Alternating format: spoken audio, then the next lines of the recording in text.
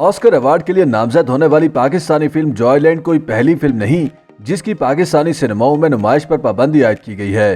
पाकिस्तानी फिल्मों पर पाबंदी लगाने का सिलसिला क़याम पाकिस्तान के चंद बरस बाद ही शुरू हो गया था, जो आज तक जारी है। लिखारी मुश्ताक गुजदर अपनी किताब पाकिस्तानी सिनेमा में बताते हैं कि जिस मुल्क के वजूद में आते ही उसकी सिनेमा इंडस्ट्री को गैर मुस्लिम करार दे दिया जाए, वहाँ फिल्मों पर पाबंदी लगना कोई अजीब बात नहीं है। भारत में मुतादिद हिट फिल्में बनाकर पाकिस्तान में आबाद हो जाने वाले WZ अहमद के मुताबिक क़याम पाकिस्तान के बाद जब सरदार अब्दुल रब निश्तर ने वफाकी वजीर बराए सनत व तजारत का ओहदा संभाला तो वजारत ने नोटिस जारी किया था कि मुसलमानों को फिल्में नहीं बनानी चाहिए।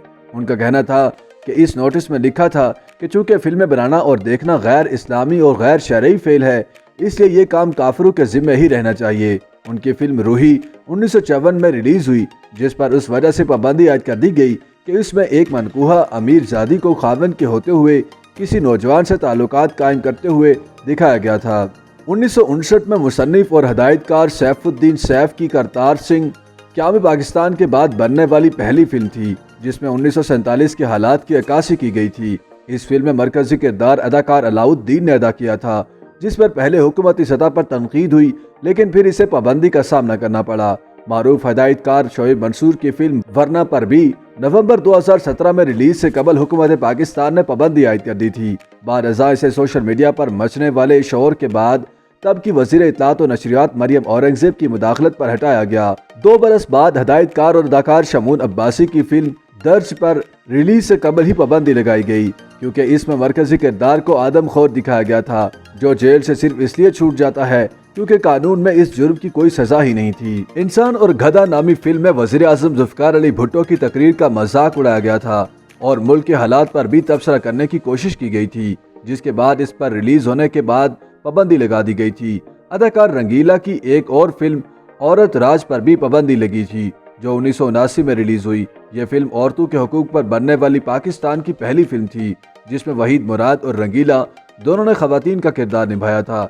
इसे भी रिलीज के बाद सिर्फ इस वजह से बैन किया गया क्योंकि इसमें हुकूमत वक्त का मजाक उड़ाया गया था।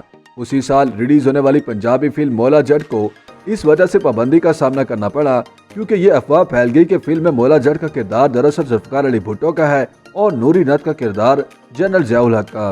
अदाकार और हदायतकार आशिर अजीम की फिल्म मालिक को भी सन 2016 में रिलीज के बाद बैन कर दिया गया था, क्योंकि इसमें दिखाया गया था कि एक वजीर आला को उसका अपना बॉडी गार्ड गोली मारकर हलाक कर देता है। इस फिल्म को तमाम सेंसर बोर्ड ने पास कर दिया था और मुल्क भर में इसकी नुमाइश भी जारी थी, लेकिन रिलीज के 8वें दिन सिंध सेंसर बोर्ड ने इस पर पाबंदी लगा दी थी। फिल्म के हदायतकार आशिर अजीम ने इस पाबंदी के खिलाफ लाहौर हाई कोर्ट से रुजू किया था और 6 माह बाद उनकी फिल्म को दोबारा नुमाइश की इजाजत भी मिल गई थी। रवां बरस के आगाज में हदायतकार अबू अलह की film Javed Iqbal the untold story of a serial killer पर भी पाबंदी आयद की गई, ताहम बाद में इस फिल्म से भी पाबंदी उठा ली गई थी। YouTube पर गूगली न्यूज देखने के लिए youtube.com की सर्च बार में गूगली न्यूज TV टाइप करें। गूगली न्यूज के पेज पर सुर्ख रंग के सब्सक्रिप्शन वाले बटन पर क्लिक करना ना भूलिए। YouTube पेज पर अपलोड होने वाली वीडियोस से बाखबर रहने के लिए बेल आइकन पर क्लिक कीजिए। आपको हर नई वीडियो के बारे में नोटिफिकेशन मौसूल हो जाएगा।